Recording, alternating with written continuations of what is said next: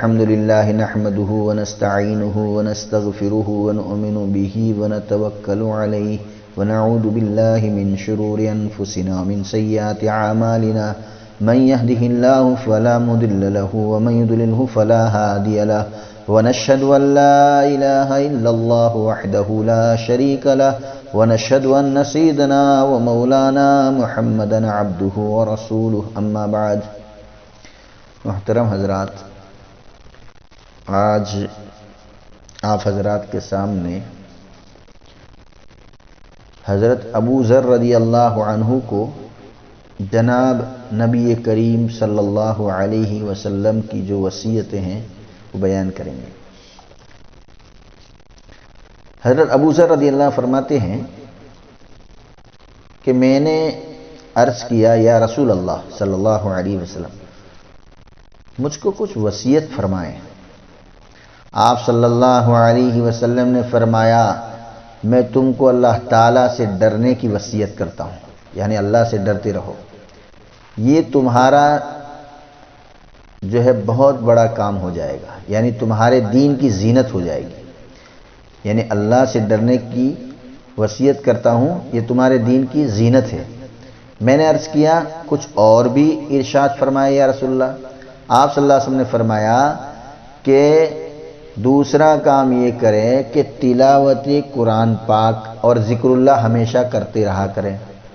یعنی پہلے اللہ سے ڈرنے کی وصیت فرمائی، پھر دوسرا کام یہ فرمایا کہ قرآن کریم کی تلاوت اور اللہ کا ذکر ہمیشہ کرتے رہنا.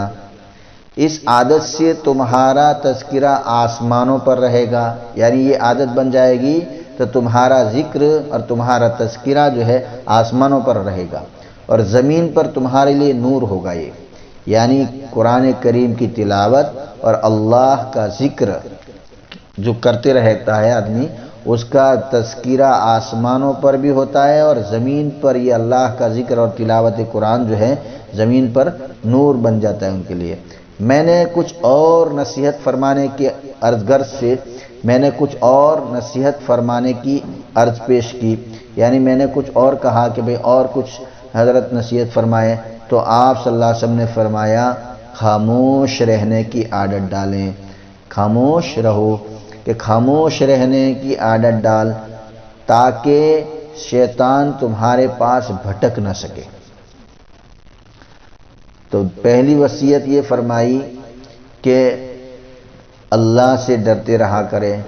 نمبر 2 پر تلاوت قرآن اور ذکر اللہ ہمیشہ کیا کرے. نمبر 3 پر فرمایا آپ صلی اللہ علیہ وسلم نے کہ خاموش رہنے کی عادت ڈال لو تاکہ شیطان تمہارے پاس بھٹک نہ سکے. جو آدمی خاموش رہتا ہے وہ شیطان سے بچا رہتا ہے اور تمہاری تمام دینی معاملات میں مدد اور سہولت کا سبب ہو. میں نے عرض کیا یا رسول اللہ صلی اللہ علیہ وسلم ابھی دل نہیں بھرا، یعنی آپ کی جتنی باتیں فرمائی اور کچھ نصیحت فرما دیجیے. آپ صلی اللہ علیہ وسلم نے فرمایا کہا مار کر ہنسنے سے بچو، یعنی زور سے ہنسنے سے بچو، کیونکہ اس عادت بد سے دل مردہ ہو جاتا ہے.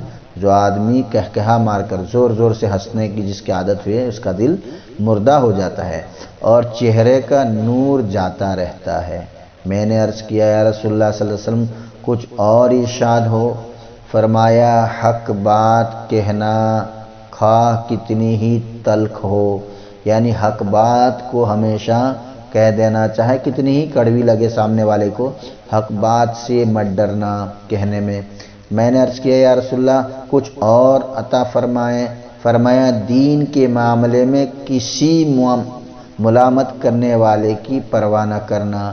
فرمایا کہ دین کے معاملے میں اگر کوئی ملامت کرتا ہے تو اس کی ملامت کی پرواہ نہ کرنا. میں نے عرض کیا یا رسول اللہ ابھی حرص باقی ہے، یعنی ابھی کچھ اور نصیحت فرمائے. آپ صلی اللہ علیہ وسلم نے فرمایا اچھا تو جو عیب اپنے اندر دیکھو لوگوں پر اس کی نکتہ چینی نہ کرو. آپ صلی اللہ علیہ وسلم نے فرمایا کہ اچھا تو جو عیب اپنے اندر دیکھو لوگوں پر اس کی نکتہ چینی نہ کرو. تو فرمایا کہ حضرت ابو ذر رضی اللہ کو جناب نبی کریم صلی اللہ علیہ وسلم نے یہ وصیتیں فرمائی. سرکار دو عالم صلی اللہ علیہ وسلم نے جو پہلی وصیت فرمائی کہ اللہ کا خوف ہے، پہلی بات خوف اور خشیت الہی جب کسی انسان کے دل میں پیوست ہو جاتی ہے تو یہ ایک ایسی نعمت عظمیٰ ہے، بڑی نعمت ہے اور رحمت الہی ہے کہ اس سے بڑھ کر اور کوئی نعمت نہیں۔ جس کے دل میں اللہ کا خوف پیدا ہو جاتا ہے، پیوست ہو جاتا ہے، وہ اللہ کی بہت بڑی نعمت ہے۔ خوف ہی کی بنیاد پر وہ آدمی گناہوں سے بچتا ہے اور تقویٰ کی بنیاد پر عبادت میں طبیعت لگتی ہے۔ خوف ہی کی بنیاد پر آدمی جو ہے گناہوں سے بچتا ہے، حرام کاموں سے بچتا ہے، اور تقوی کی بنیاد پر عبادت میں طبیعت لگتی ہے۔ تقوی ایک وجدانی کیفیت ہے جو مومن کی تمام امور دین میں مدد اور معاون ہوتی ہے نا۔ اللہ پاک ہمیں کمال تقوی عطا فرمائے، تقوی مکمل تقوی عطا فرمائے، اللہ کا خوف نصیب فرمائے۔ دوسری وصیت تلاوت قرآن اور ذکر اللہ کی فرمائی کہ تلاوت قرآن سے مومن کے دل میں ایک روشنی پیدا ہوتی ہے۔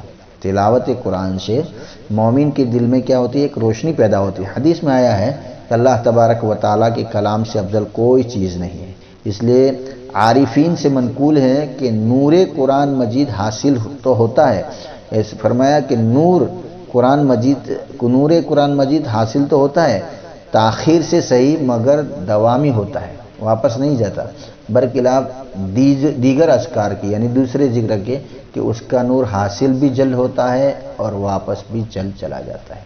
اور ذکر اللہ تو حقیقت میں مومن کے دل کو حق تعالی شانہ کی تجلیات اور انوارات کے تحمل کی صلاحیت اور گناہ اور معصیت کے اثرات کو ختم کر کے واردات الہیہ کا محور بناتا ہے۔ اللہ تبارک و تعالی ہمیں جو ہے قرآن اور ذکر اللہ کی نورانیت سے نوازے۔ تیسری نصیحت یہ فرمائی کہ خاموش رہنا۔ خاموش رہنا بہت ہی عظیم خوبی ہے، بہت بڑی خوبی ہے۔ جو بندہ خاموش رہتا ہے بہت سے گناہوں سے اور بہت سی بلاؤں سے وہ بچتا رہتا ہے، یعنی بچا ہوا رہتا ہے۔ خاموش رہنے والا انسان کو کبھی شرمندگی نہیں ہوتی، ندامت اٹھانا نہیں پڑتی، کیونکہ اکثر وبال دنیا اور آخرت میں زبان کی بد احتیاطی اور زبان درازی سے پیدا ہوتی ہے۔ چنانچہ حدیث میں خاموشی کو جو ہے خاموش رہنے والے انسان کو شیطان بھٹک بھی نہیں سکتا، یعنی خاموشی کو مطرۃ للشیاطین بتلایا گیا، یعنی خاموش رہنے والے انسان کے قریب شیطان بھٹک بھی نہیں سکتا، کیونکہ شیطان کو جو اظہار کا موقع ملتا ہے وہ زبان ہی کی راہ سے ہیں، اور جب زبان ہی خاموش ہے تو گویا شیطانی دروازے پر تالا لگا ہوا ہے۔ تو فرمایا تین چیزیں، پہلی چیز اللہ کا خوف، کہ اللہ کا خوف جس کے دل میں ہوگا وہ گناہوں سے بچے گا۔ دوسری چیز قرآن کریم کی تلاوت اور ذکر اللہ، قرآن کریم کی تلاوت سے دل میں نورانیت پیدا ہوتی ہے اور اللہ کے ذکر سے دل میں سکون نصیب ہوتا ہے اور دل میں ایک نور پیدا ہوتا ہے۔ تیسری خاموش رہنا، خاموش رہنے والا بندہ جو ہے بہت سے گناہوں سے، آفتوں، بلاؤں اور مصیبتوں سے محفوظ رہتا ہے۔ اللہ تبارک و تعالی ہم سبھی کو تینوں وصیت پر عمل کرنے کی توفیق عطا فرمائے اور اللہ تعالیٰ اپنی رضا والی زندگی ہم سبھی کو نصیب فرمائے اور اخلاص کی دولت سے ہم سب کو مالا مال فرمائے۔